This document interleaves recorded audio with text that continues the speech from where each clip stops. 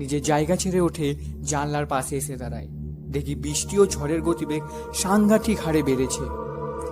সঙ্গে সঙ্গে ইলেকট্রিসিটিটা হয়ে গেল উধাও। আমার মনেই হয়েছিল যে ইলেকট্রিসিটিটা যাবে। সেই সময় হঠাৎ রাজ ওই বৃষ্টির মাঝে এক আলো দেখতে পায়। সে আমাদেরকে ডেকে এনে বলে, দেখ দেখ, ওখানে একটা আলো দেখতে পাওয়া যাচ্ছে না? আমিও নয়ন সে আলোটাকে লক্ষ্য করি এবং বুঝতে পারি ওই আলোটা আমাদের দিকে এগিয়ে আসছে।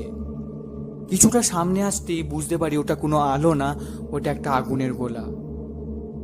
কিন্তু এই ঝড় বৃষ্টিতে এই আগুনের গোলা কোথা থেকেই বা আসছে, আর কেনই বা আমাদের দিকে এগিয়ে আসছে?